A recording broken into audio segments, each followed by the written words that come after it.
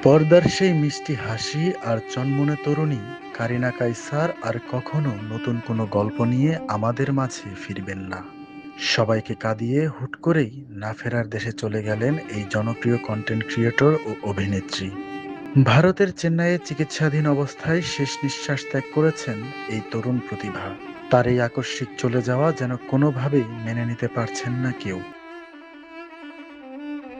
হঠাৎ আক্রান্ত হওয়া জ্বরের সংক্রমণ থেকে লিভার ফেলিওর দেখা দিয়েছিল কারিনার। তার বাবা ও সাবেক তারকা ফুটবলার কাইসার হামিদ মেয়ের মৃত্যুর খবরটি নিশ্চিত করেছেন।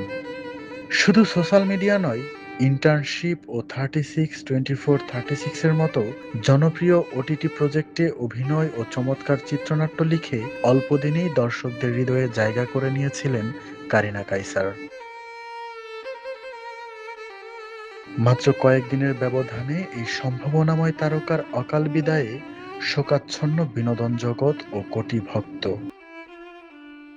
ওপারে ভালো থাকুন কারিনা কাইসার। তাহিদুল ইসলাম, নিউজ ডেস্ক, গ্লোবাল টেলিভিশন।